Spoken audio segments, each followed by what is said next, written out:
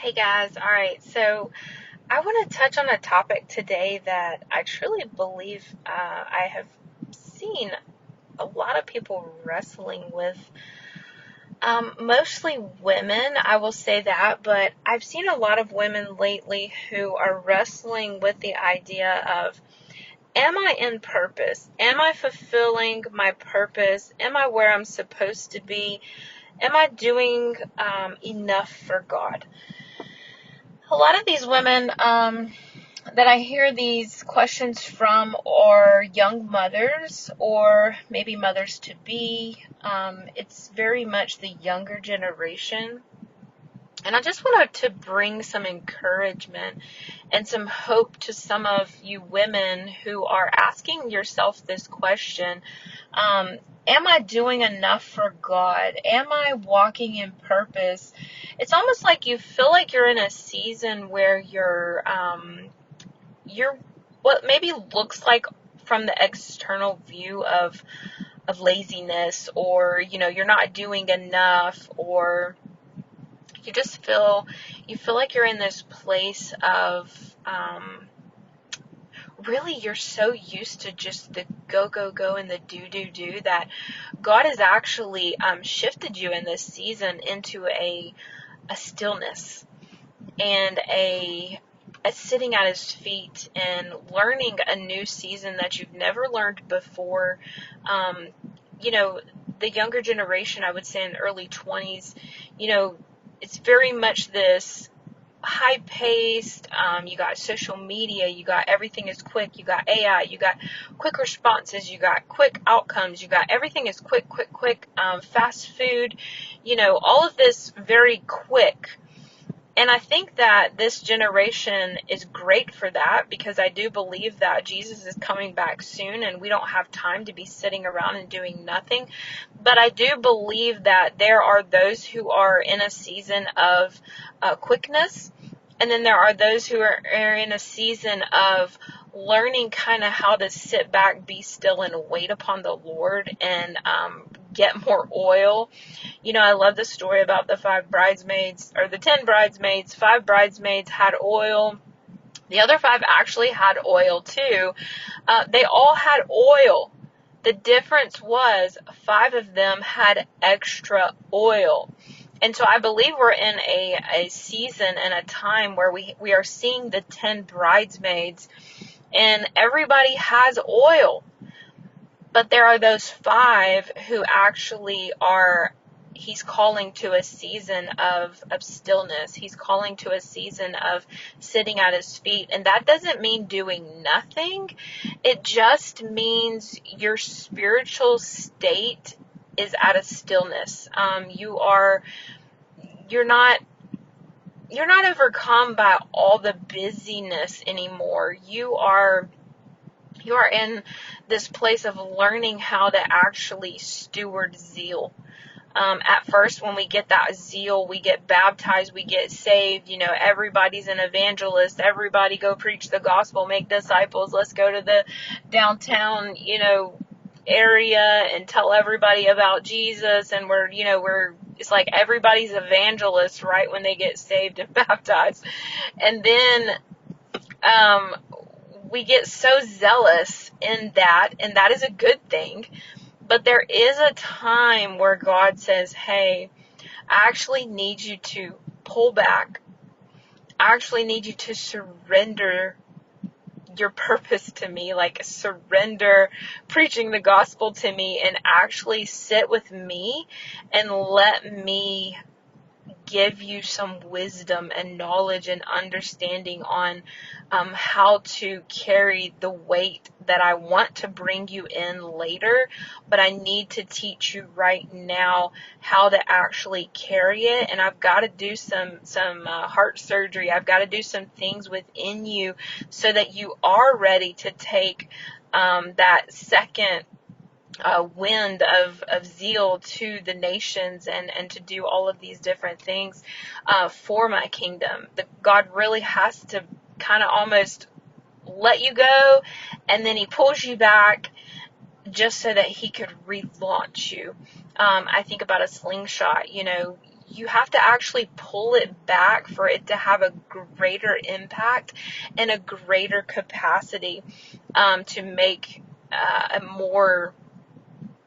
impact, to make a bigger impact for the target that it's going after. And so I see that a lot right now. I see a lot of women who are maybe about to have children, or they have just had children, or maybe they're in a breastfeeding season. And I will tell you, all of these areas will refine you.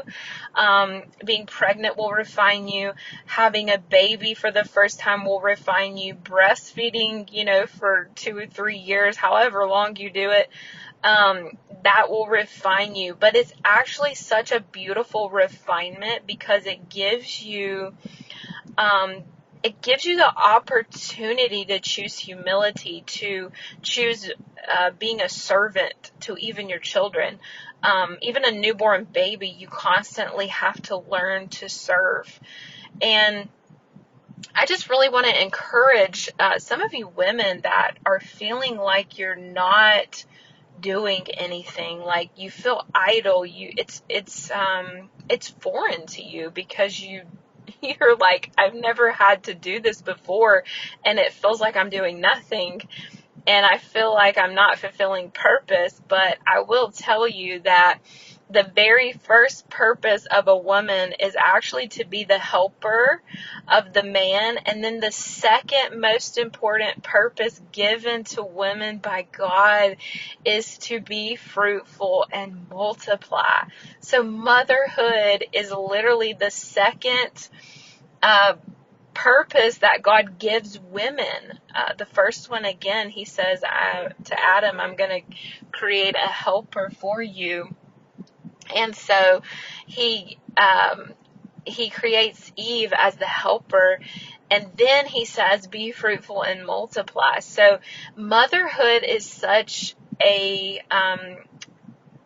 it's a purpose. It's our purpose. And I think we miss that sometimes. We think that our purpose needs to be preaching on a platform, or maybe we're the children's minister at a church, or, maybe we're the leader of the intercessor group or prayer team, or, maybe we lead the homeless shelter ministry, or, we celebrate recovery with, a prison, or whatever we're leading in ministry, and we call that our purpose. And don't get me wrong, that is your purpose if that's what God has called you to. But I'm just saying, don't discount the mundane. Don't discount those times of raising your children as being purpose. Don't discount serving your husband and fixing his dinner and keeping the house clean and doing laundry and, cleaning, your house and your cars. And, don't discount those small things as fulfilling purpose. Because as a mother, for me, I have really just come to realization of the impact that I can make for my family, for my husband, for my children, as I serve them in housework. Think about laundry. When you're folding laundry and you're in the presence of Jesus, and you got worship music on, and it's just you and Jesus and worship music, and yet you're touching every piece of clothing that your children will put on their body. You're literally permeating the presence of Jesus through your worship while you're doing laundry. And there's a story where Paul talks about, they anointed the cloths, and they saw the cloths, miracle signs and wonders came just because someone touched the cloth.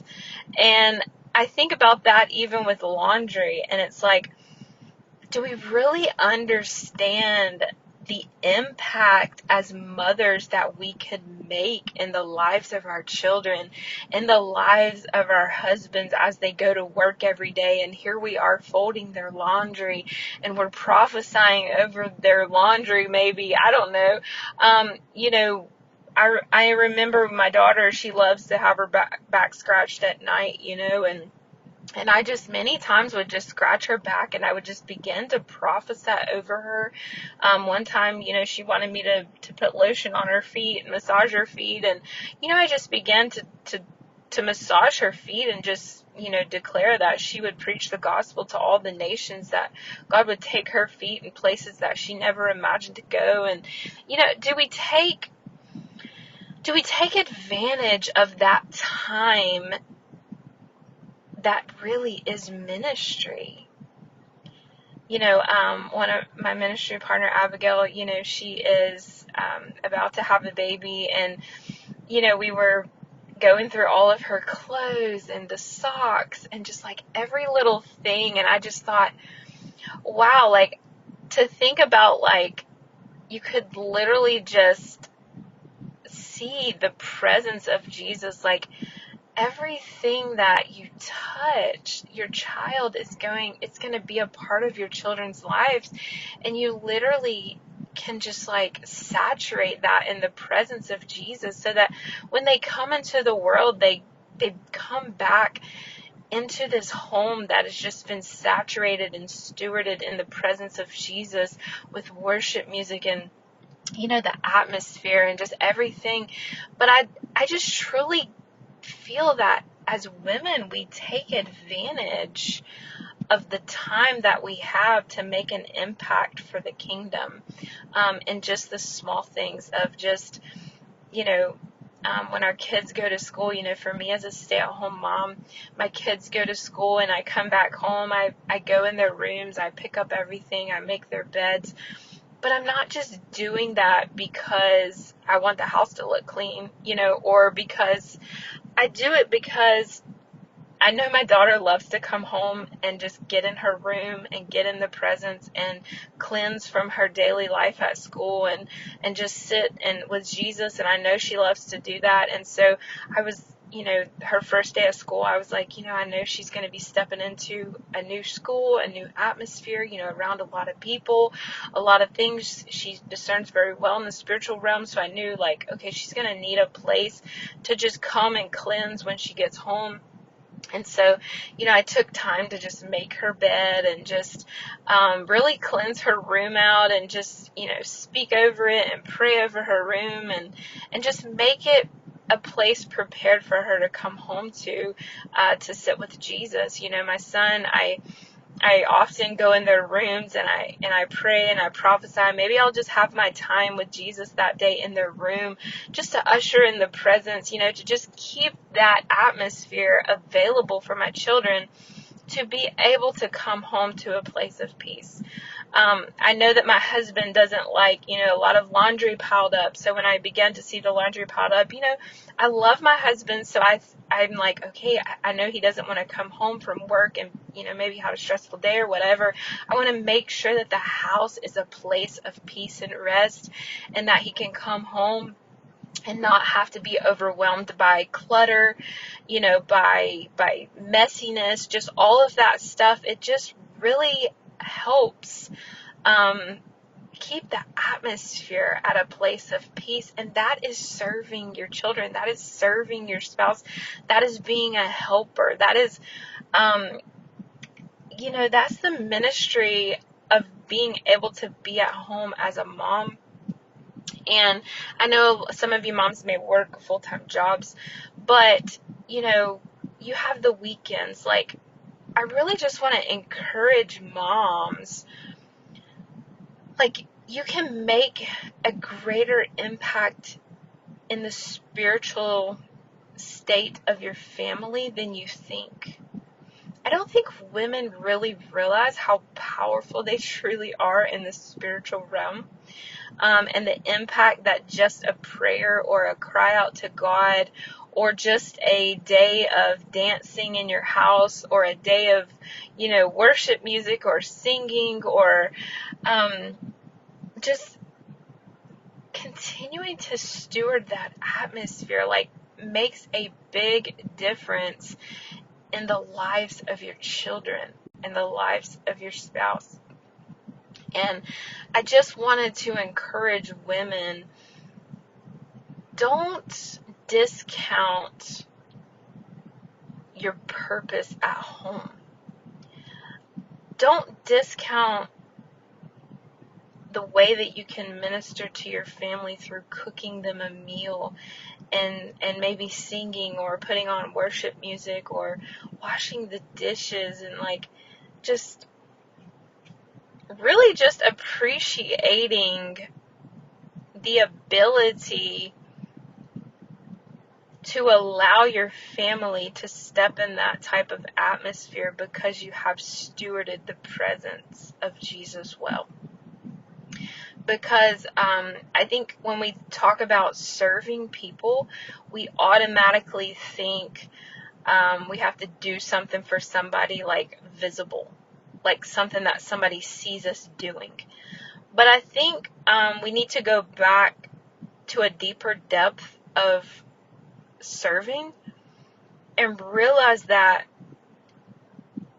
if you're a mom and you hate laundry, I would challenge you to search your heart as to why you hate folding your clothes and washing the clothes of your children and your husband so that they have clothes to wear, so that they have clean clothes to wear, so that they aren't in lack, so that they are walking in provision through their clothes being washed and folded and put up in their closets and in their drawers. Like, why do you hate that so much? Why do you hate cooking dinner? Why do you hate actually feeding your family?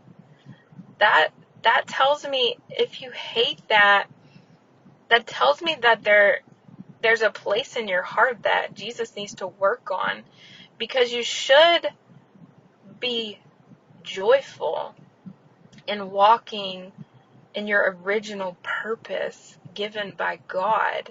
Everybody wants gifts. They want to prophesy. They want to be the prophet, the apostle, the evangelist, whatever.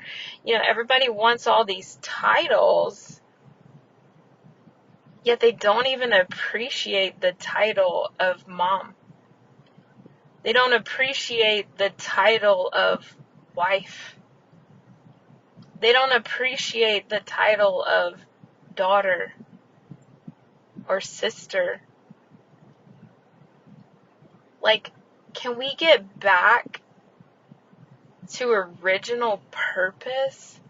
And once we have received and accepted that gift from God of being a helper to our husbands and being a mother to our children, then we can talk about purpose in the body, purpose in the church, purpose in ministry, purpose in the nations.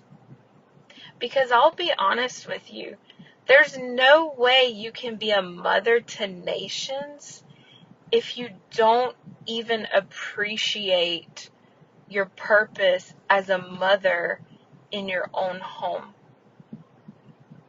You can't be a prophet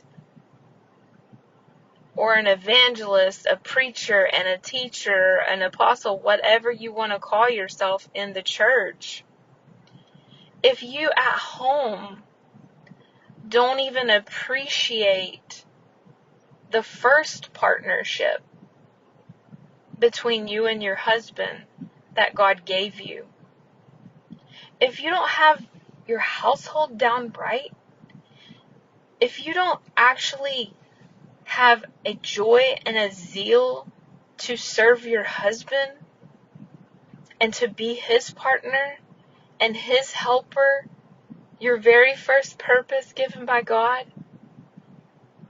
and you don't enjoy being a mom, you don't enjoy fixing food and doing laundry and cleaning the house, you don't enjoy that,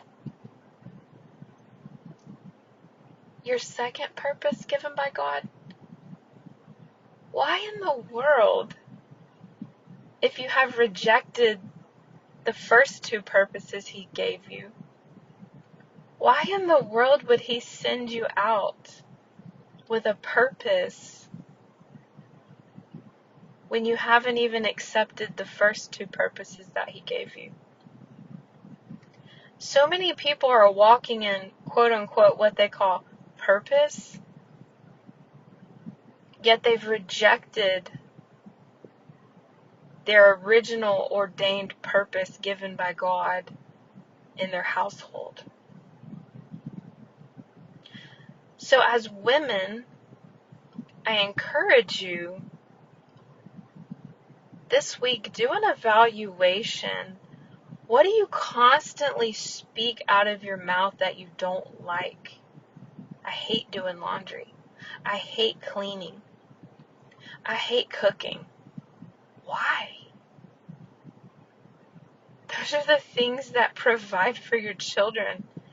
Those are the things that feed your family so they can grow and be nourished and live. Those are the things and the areas that keep your children from getting sick when you keep your house clean. Why do you hate that so much? Why do you hate providing for your children? Why do you hate serving your spouse? Why do you hate laundry?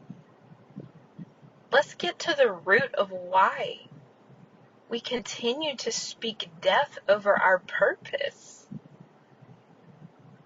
And we can all laugh about it, and we can post all the things on social media, and everyone thinks it's funny, and, everyone agrees, when people post stuff about how terrible doing laundry is and how terrible it is to cook every single night.